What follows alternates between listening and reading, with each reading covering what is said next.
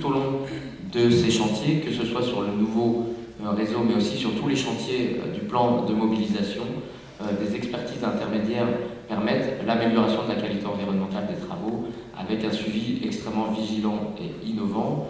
De ce point de vue-là, on est certain que de toute façon les associations environnementales comme les associations de riverains seront des vigies utiles, et de ce point de vue-là, non seulement nous ne les considérons pas comme des empêcheurs de creuser ou de construire en rond, mais nous les considérons comme des vrais vigies du respect par les maîtres d'ouvrage d'un certain nombre d'engagements qui, pris sur le papier, font un projet qui peut tenir des engagements environnementaux intéressants, mais qui devront être confirmés tout au long du et des projets.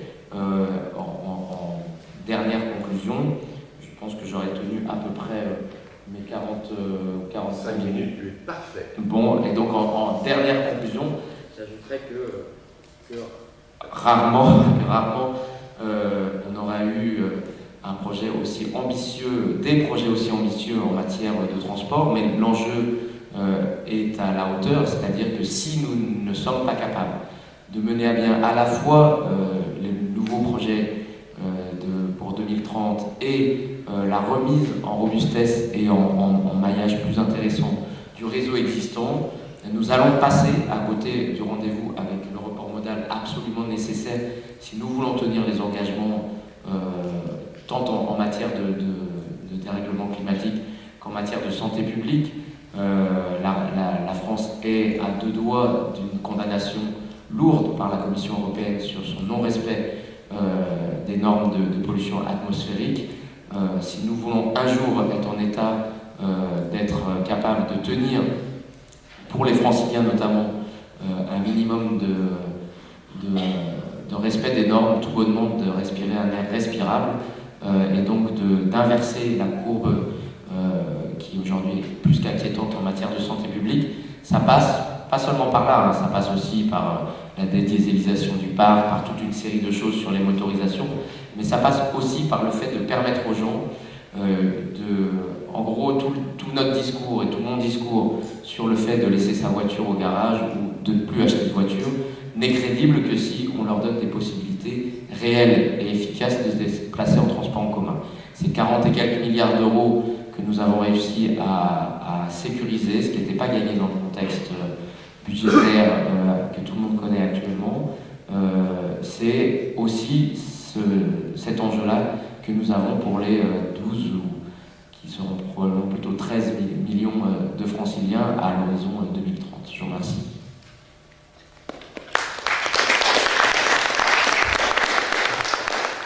Merci Pierre pour tes précisions qui permettent d'approcher encore plus concrètement le projet du nouveau Grand Paris, du métro express qui va être mis en œuvre. Je voudrais simplement rappeler des choses un peu plus globales, vues plus intensément. Il faut se rappeler que Paris est la ville la plus dense du monde. Je répète, Paris est la ville la plus dense du monde. Étonnamment, n'essayez pas de me dire mais Hong Kong et tout ça, c'est 3 fois moins dense. Et étonnamment, le petit Paris, c'est-à-dire Paris commune, mais dès qu'on passe la banlieue, il y a une chute absolument incroyable, il y a un dysfonctionnement bizarre, et il est bien évident qu'il faut retravailler cette agglomération dans sa globalité.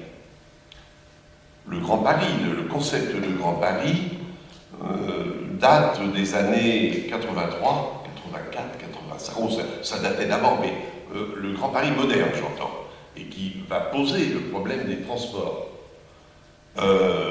C'est 85. En 85, il est proposé un tramway, à l'époque, c'était un tramway périphérique qui serait à peu près à 1 km des portes actuelles de Paris.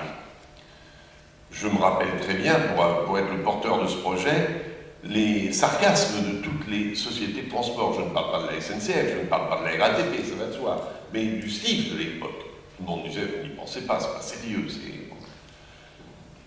Il a fallu attendre 2001, 2000, c'est-à-dire une quinzaine d'années, pour voir la ville de Paris trouver moderne et contemporain de commencer à imaginer un tramway qui tourne autour de Paris sur les grands boulevards. C'était une très bonne idée, ça a été porté d'ailleurs par le groupe écologique de la ville de Paris, mais c'était stupide. Moi je l'ai écrit à l'époque, parce que ça partait de la même intention que nous avions eu 15 ans avant, mais ça se faisait dans Paris, alors que Paris, la ville de Paris, aurait dû aider à financer quelque chose hors ses murs. Pourquoi? Parce que toute l'organisation de nos transports en commun sur cette ville ultra dense, qui est dense parce qu'elle a un réseau maillé, que l'on doit à Fulgence Bienvenue. Ça démarre en 1900. Et parce que c'est d'une intelligence fantastique, notre métropolitain parisien. Il est maillé. Mais à partir du moment où il était maillé, on a fait une agglomération qui conduit toutes les axes directionnels, les RER, à aller vers le Châtelet-Les Halles et éventuellement la gare du Nord, mais tout concentre vers Paris qui ne peut plus, qui ne sert plus à rien par rapport à la densité de ces gens qui arrivent pendant très longtemps. Regardez comment, quand on était dans un système routier, comment on a essayé de faire un système routier qui tend à aller vers Paris-Centre, c'était ça que faisaient tous les ingénieurs routiers. Et regardez aujourd'hui, il suffit de se promener à 8h30 du matin ou 9h, on se rend compte qu'il y a plein de gens qui bouchonnent, les grands bouchons, c'est autour de la Défense, parce qu'il y a beaucoup plus de gens qui partent de toute l'agglomération parisienne, qui sont forcés de traverser Paris pour rejoindre la Défense. Voilà. Donc on est dans un contexte un peu stupide, et il a fallu attendre le Grand Paris de Nicolas Sarkozy et la nomination d'un secrétaire d'État à Paris-Capitale, qui avec des architectes qui travaillaient en même temps, enfin quand je dis des architectes, oui, drivés par des architectes, des équipes qui travaillaient sur une hypothèse de Grand Paris sans programme, imagination ouverte. Et c'est ça qui est intéressant. Le secrétaire d'État a eu l'idée, a dit, bon, il y a les architectes qui vont faire des images et de la construction, moi je vais faire un schéma de transport. Et dans tout le dialogue que j'ai eu avec lui, pendant tout ce temps, je dis, tu fais une erreur. Toutes les équipes d'architecture, toutes les équipes d'architectes vont proposer un schéma de transport, une réorganisation. Il y a deux choses qui sont importantes. Effectivement, toutes les équipes, 7 équipes sur 10 ont proposé un schéma de circulation sur le Grand Paris, souvent un peu stupide, excusez-moi de ne pas être très gentil avec mes confrères, souvent stupide parce qu'ils voulaient mettre un métro aérien sur la A86, qui est une très bonne idée, comme ça, pour le foncier. Mais il y a la A86, qui est une autoroute, a la particularité d'être loin de tout habitat, quoi. Donc les gens seraient venus en voiture, ce qui aurait été stupide. Voilà. Il n'empêche qu'il y a eu des projets. Moi, le projet qu'on a, nous, porté était un projet très proche de celui qui est présenté là, mais maillé, car le projet du secrétaire d'État était un projet non maillé, c'est un projet d'exception. Encore une autre organisation qui allait se substituer à la SNCF, à la RATP, avec une société spécifique qui allait faire tourner un métro express sans le connecter. La science intelligente, le premier acte environnemental sur ce schéma de transport, ça a été de le mailler. Et ce qu'a très bien dit Pierre, non seulement le mailler, mais aider à la mise, à la modernité de tout le réseau existant, même si on peut lui voir certaines lacunes. C'est ce qui est en train de se passer et passionnant. Ça va être un moment d'innovation. Je regrette que ce ne soit pas, je te le dis, à toi de transmettre, mais je regrette que la Société du Grand Paris n'ait pas de recherche innovante par rapport à un certain nombre de choses. Prenons les déblais dont tu as parlé.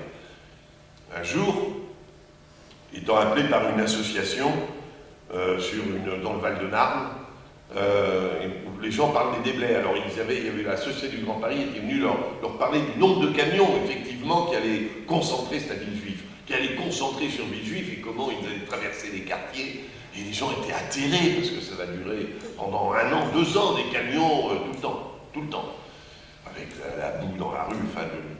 Et je suis là et je dis, mais enfin, comment personne ne pense, on avance des rails, on met des rails, comment personne ne pense à évacuer le chantier par le tunnel qu'on a fait, par les rails qu'on peut avancer, comme se sont faits, vous ne vous cassez pas la tête, comme se sont faits tous les chantiers ferroviaires dans le monde entier. On amène les matériaux, on amène les matériaux avec les wagons et on enlève tout ce qu'il faut enlever avec les wagons.